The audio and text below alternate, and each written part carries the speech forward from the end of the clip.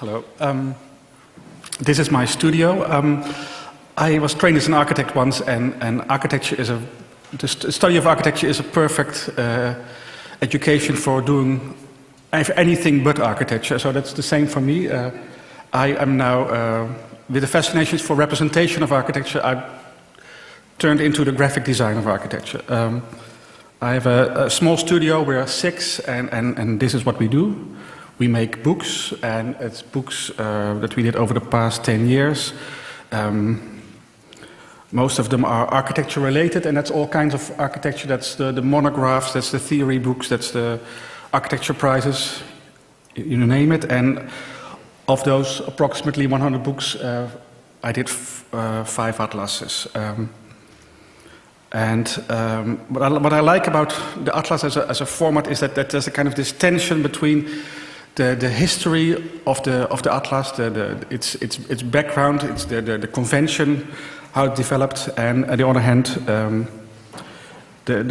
all the contemporary ways of what we are of dealing with information, like this is an iTunes interface, and I try to use those two, use both the history and the kind of the new knowledge that the readers have to incorporate in my book designs. I'll show you this Metropolitan World Atlas, which is from 2005. It was originally a thesis by an urban design student, and this was what presented to me by to Peter de Winter of 010 Publishers. This is basically an appendix of the thesis, which is shows cities and their data in a comparative format. And the first thing I did was to reorganize this format into something like this, that you have on the left-hand page, you have the data, and on the right-hand page, the map. And then I want to give this data some kind of visual presence in order to make it intuitively understandable. So this is the shower where I shower every day. I stand under, and then I thought, well, I can use this system. So my first sketch was this: can we make this data something, give it some kind of visual presence like this? So that Hong Kong is this, and the Delta Metropolis, like that's the part of the Netherlands I'm living in, looks like this. And this resulted into something like this, where you have a system of 2 circles. The other, what you don't see that well, is the kind of the yellowish light circle is a varnish. So it's, if you have to hold the book in your hand and you flip the book a bit, then it really shows up. That shows a 100% value of a certain value. And the orange dot is the value, how this particular value, like the almost 40 million scores within this group of cities, the atlas shows. So that was one thing, and the other thing I had to solve was the maps. And now I want to show you a bit about the history of atlases. I show you 2 atlases, one from 1968 and one from 1976, because something happened in the 70s with atlases. They become ugly. And that has to do because that the CMYK was introduced in the world of atlas design. So you had these kind of beautiful maps printed in 12 colors that, under the influence of CMYK, were printed in 4 colors. So what you see is, if you look at the general, that all the atlas become more yellow. That's kind of the concrete result of this. So here you have a map of the Switzerland, northern Italy, from 1968, and the same map in 1976, and it has become more yellow. So what I do is that I don't use CMYK for my atlases. I cannot use 12 colors. That's financially impossible. My publisher would kill me, so I use specific inks, metallic inks, day glow inks, varnishes with colors, and those are mixed into a specific palette for the atlases. So this is a detail of one of the maps of the Metropolitan World Atlas, which is used. 5 colors are used, because that's the standard number of colors used on the printing machine. So it includes a tinted varnish, metallic blue, a day-glow orange, a real green, so not a CMYK green, and a black. Okay, the book itself, it compares 101 cities. One city can be compared to 100 other cities, and here they are on the using the convention of the atlas format with the kind of indexing map on the end papers. These 101 cities are derived by comparing lists, top 50s to 25s, and from this 101 cities are there. So we have here, I'll quickly flip through the book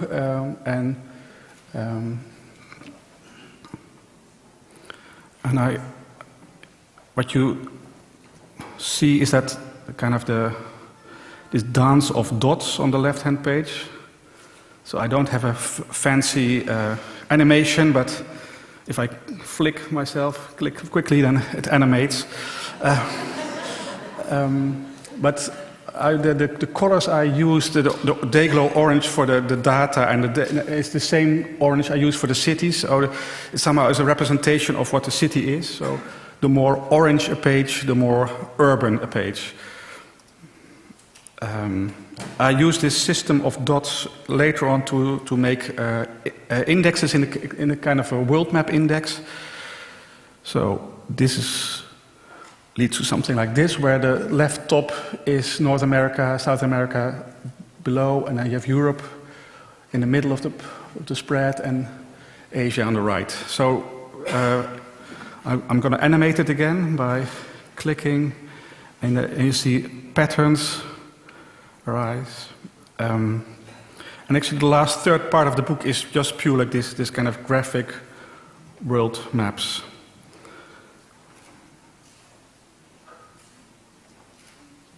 Okay, why would we still make books? And why there's so much better ways of showing it? Like we've shown so many examples of these days. I think the kind of information obesity we are in, I think this kind of infiniteness asks for finite products, kind of products that you can hold. And of course, one solution is this, something that you can hold, but I think that the atlas can be a relevant format today, as long as we stick to the format and we stick also to the rules of the typology, and not like here in this Walt Disney movie, mixing up two kind of storylines, kind of the fairy tale and the praying of Snow White. Another atlas I want to show is the Phoenix Atlas. Phoenix is Dutch suburbia. It's kind of a huge operation where since the mid-90s some 830,000 houses are built in the Netherlands. And this book seeks to document that kind of operation. I'll show you a bit of the process. This is the letter I got in 2005. The book was published in 2008. So that's kind of the speed of the projects I'm in. And it started with this kind of sketch proposal that the authors made to make an architectural guide for these kind of new areas. And while talking and sketching, my first thing was to do this, that we have a few elements. There's on the left-hand side, you see an aerial photograph of the particular area before the new living quarters are built, and then on the right the map for the new organization, new plans, some text. Sorry, and on the right-hand side below, some data on that particular area. Sorry. Because left-right is very powerful mechanism. We all know it from this. It shows like it's kind of the image from the Kosovo War, the kind of the American Air Force press release. And it's kind of this showing these two images next to each other of the same crop out is very powerful to show some kind of animation of what's happening. So I use the same kind of mechanism with the same scale to show two things next to each other in the same scale. So basically, this led to this kind of contract kind of document that have all the specifications for map sizes, text lengths in it, and it was given to the authors, and they started collecting the maps. This is the book itself. It starts in a similar fashion. Thank you.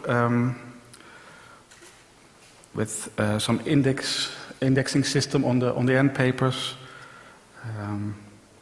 Some data. This is kind of all the data known about all Phoenix areas into one Excel file with with a lot of typographic details to make it all work.